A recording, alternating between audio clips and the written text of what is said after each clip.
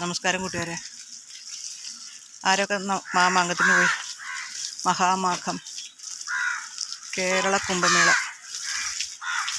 ഞാൻ പോകണമെന്ന് വിചാരിച്ചാണ്, ഇന്ന് പോകണമെന്ന് വിചാരിച്ചാണ് കേട്ടോ. പക്ഷെ എൻ്റെ കാലിന് മുട്ടുവേദന ഉണ്ടല്ലോ, അത് ഇത്തിരി കൂടുതലാണ്. മരുന്നൊക്കെ തേച്ച് നോക്കിയിട്ടുണ്ട്.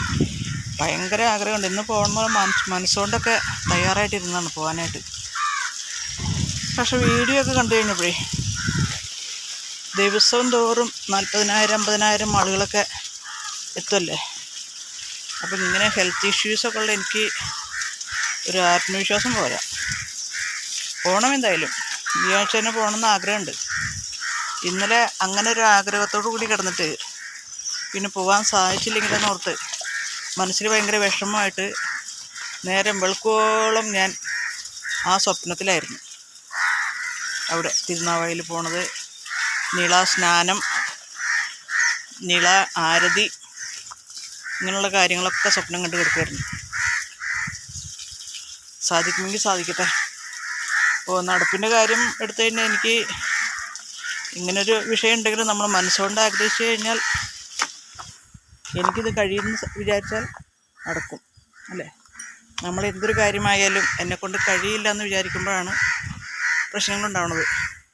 എനിക്കിത് സാധിക്കും, എൻ്റെ ഒരു ആവശ്യമാണ് എന്ന് മനസ്സ് ഉറപ്പിച്ചു കഴിഞ്ഞാൽ സാധിച്ചിരിക്കും. ബോണ്ണവാലെ കാണാനായിട്ട് പോയപ്പോൾ 2.5 കിലോമീറ്ററാണ് ഞാൻ നടന്നത്. ഒരു 1/2 കിലോമീറ്റർ പോലും നടക്കാതെ ഞാൻ.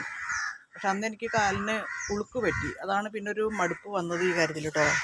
കാല് പതുക്കൊന്ന് മടങ്ങി ഒരാഴ്ച നടുവേദനയും കാലുവേദനയൊക്കെ ആയിട്ട് കഴിയുന്നുണ്ട്. പക്ഷെ ഇതിന് ഭയങ്കര ആഗ്രഹമുണ്ട് എനിക്ക് പോകണമെന്ന്. ഒരു ആയുസ്സിൽ എപ്പോഴും കിട്ടുന്നൊരു അവസരമല്ലല്ലോ ഇത്. പോകണം. ഭഗവാൻ എന്നോട് എത്തിക്കട്ടെ. പ്രാർത്ഥനകളൊക്കെ ചൊല്ലണം എന്നൊക്കെ മനസ്സിൽ വിചാരിച്ചിട്ടുണ്ട്.